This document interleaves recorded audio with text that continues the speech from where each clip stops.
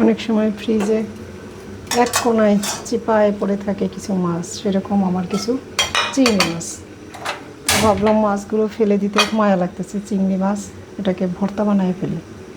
ধুয়ে নিলাম ভালো করে, ধুয়ে আমি এটা আগে ভেজে নেব, টেলে নেব। একটু টেলে নেই,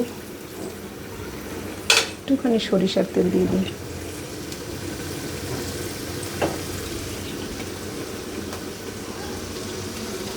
ভালো করেই ভাজতে হবে।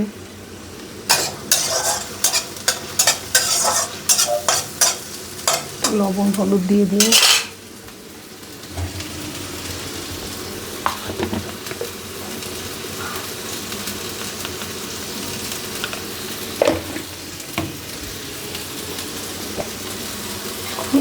তেলতে কেমন কষ্ট লাগে জানি না, আপনারা কী করেন। চেষ্টা করি ফ্রিজে কোনো কিছু না জমাতে, কিন্তু তারপরও না কেমন যেন হয়ে যায় মাঝে মাঝে। একটুখানি পানি দিয়ে দিই, তাহলে এটা একটু সিদ্ধ হবে, আমার বাটতে সুবিধা হবে, যাতে পাটায় পিষে নেব।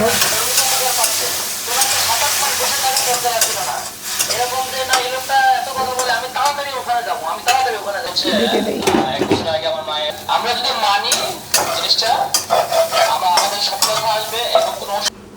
এবার আমি এটা তুলে নিই।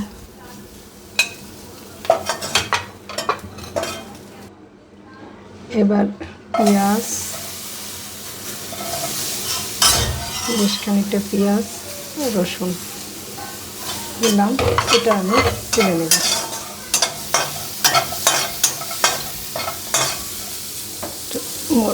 তেল দিই, সরিষার তেল।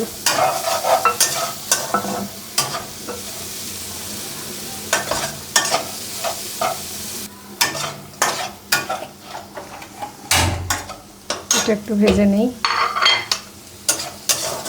হতে থাক।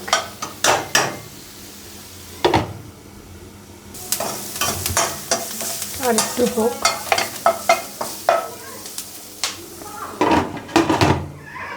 এটা আমি চুলাটা বন্ধ করে দিলাম, একটু হোক। আর এটা আমি পাটায় বেটে নিয়ে আসি। এবার এটাও নিয়ে নিই।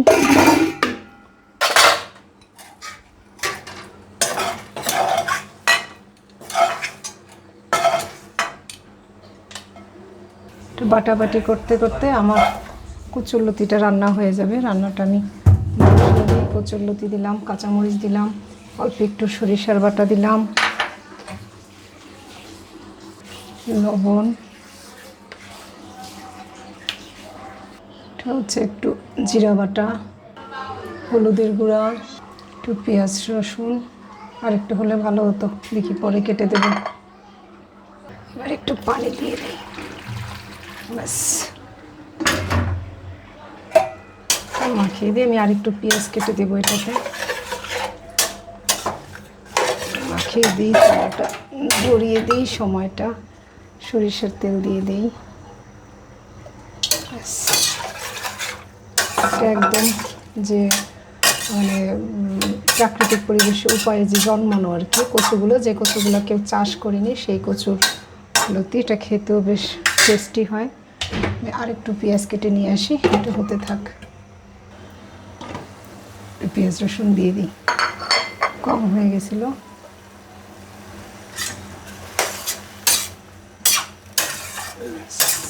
আর কোনো কাজ নেই, এটা শুধু হতে থাক।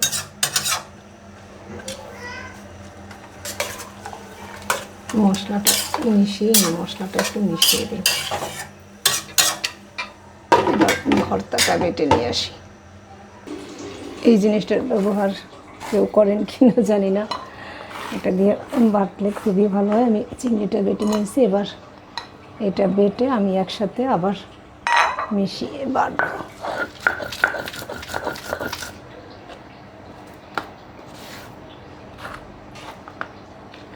এটা দিয়ে আমার মাও করতো, হয়তো বা তার মাও করতো, এখন আমিও মাঝে মাঝে করি, যদিও এখন আর পাটায় পেশা তেমন একটা হয় না, তারপরও যখন করি। ভর্তা বাটা শেষ, এত টেস্টি হয়েছে, দারুণ লাগে খেতে।